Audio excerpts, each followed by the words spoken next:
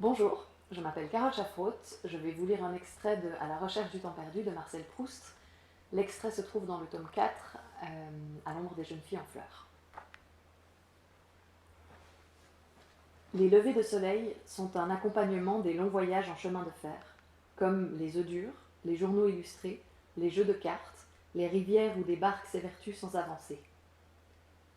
À un moment où je dénombrais les pensées qui avaient rempli mon esprit pendant les minutes précédentes, pour me rendre compte si je venais ou non de dormir, et où l'incertitude même qui me faisait me poser la question était en train de me fournir une réponse affirmative, dans le carreau de la fenêtre, au-dessus d'un petit bois noir, je vis des nuages échancrés dont le doux duvet était d'un rose fixé, mort, qui ne changera plus, comme celui qui teint les plumes de l'aile qu'il a assimilée, ou le pastel sur lequel l'a déposé la fantaisie du peintre. Mais je sentais qu'au contraire, cette couleur n'était ni inertie, ni caprice, mais nécessité et vie. Bientôt s'amoncelèrent derrière elle des réserves de lumière. Elle s'aviva. Le ciel devint d'un incarnat que je tâchais, en collant mes yeux à la vitre, de mieux voir, car je le sentais en rapport avec l'existence profonde de la nature. Mais la ligne du chemin de fer ayant changé de direction, le train tourna, la scène matinale fut remplacée dans le cadre de la fenêtre par un village nocturne au toit bleu de clair de lune, avec un lavoir encrassé de la nacre opaline de la nuit, sous un ciel encore semé de toutes ces étoiles.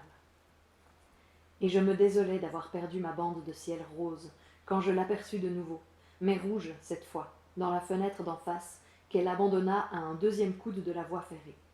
Si bien que je passais mon temps à courir d'une fenêtre à l'autre, pour rapprocher, pour rentoiler les fragments intermittents et opposites de mon beau matin écarlate et versatile, et en avoir une vue totale et un tableau continu. Le paysage devint accidenté, abrupt. Le train s'arrêta à une petite gare entre deux montagnes. On ne voyait au fond de la gorge, au bord du torrent, qu'une maison de garde enfoncée dans l'eau qui coulait au ras des fenêtres.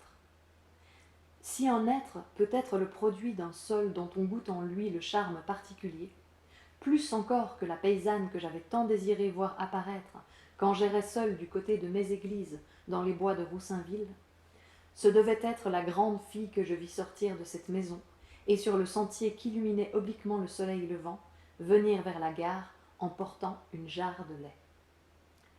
Dans la vallée à qui ces hauteurs cachaient le reste du monde, elle ne devait jamais voir personne que dans ces trains qui ne s'arrêtaient qu'un instant. Elle longea les wagons, offrant du café au lait à quelques voyageurs réveillés. Empourpré des reflets du matin, son visage était plus rose que le ciel. Je ressentis devant elle ce désir de vivre qui renaît en nous chaque fois que nous prenons de nouveau conscience de la beauté et du bonheur.